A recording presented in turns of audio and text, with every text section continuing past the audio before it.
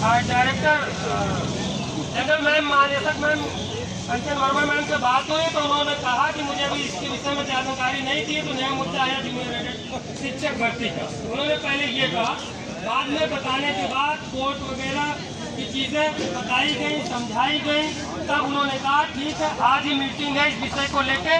पहले तो वो परिस्थिति का समझ रही थी, फिर बताया गया हमारे जो प्रतिनिधि मंडल गए थे, दिलीप भदौरिया जी, कमलेश यादव जी, अरविंद यादव जी और एक मैडम थी सुनीता चौरसिया जी, 5 प्रतिनिधि मंडल को द्वारा जब बताया गया कि ऐसे ऐसे कोर्ट का मैटर था, हम लोग रिस्पॉन्डेंट थे, लड़े आया, तो उन्होंने कहा मुझे जानकारी नहीं थी, आज ही मीटिंग है इसके विषय में 15 को ही ऑर्डर आया है, मैं बात करूँगी।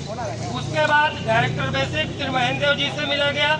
उन्होंने कहा कि आप पे काम चल रहा है, आप लोग धरना क्यों कर रहे हैं, नारा क्यों लगा रहे हैं, ऐसे विभाग के खिलाफ नहीं करना चाहिए।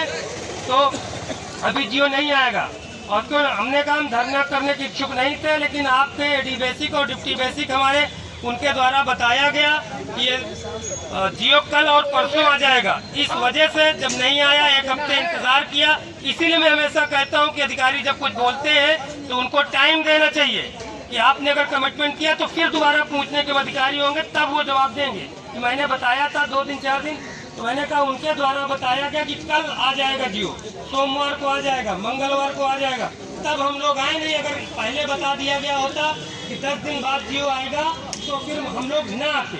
तो उन्होंने कहा ठीक है, मैंने कहा क्या कहना आप बता दीजिए, वही हम लोग माने। तो आश्वासन दिया गया डायरेक्टर बेसिक जी के द्वारा कि बिल्कुल हम चुनाव आचार संहिता लगने के पहले पूरी तरीके से आप लोगों को आश्वस्त करते हैं कि विज्ञापन जारी कर दिया जाएगा, जिससे ये भर्ती चुनाव आचार संहिता में न फंसे। ये गणेश जी ज्वाइंट डायरेक्टर हैं, वो भी थे साथ में, और डायरेक्टर बेसिक श्री महेंद्र जी भी थे। उनके द्वारा ये क्लियर बताया गया।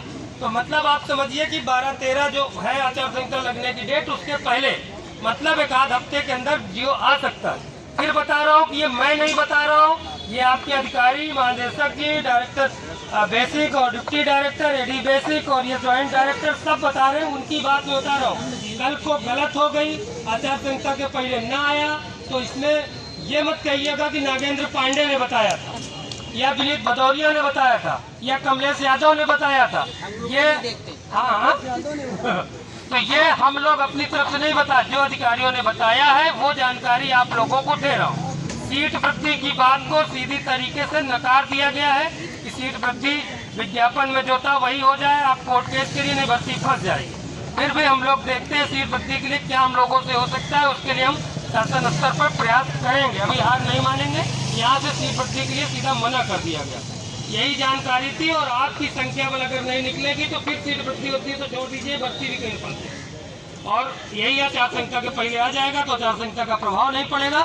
बहुत सारी चीज़ें विनीत जी अगर कुछ ऐड करना है तो बता दीजिए।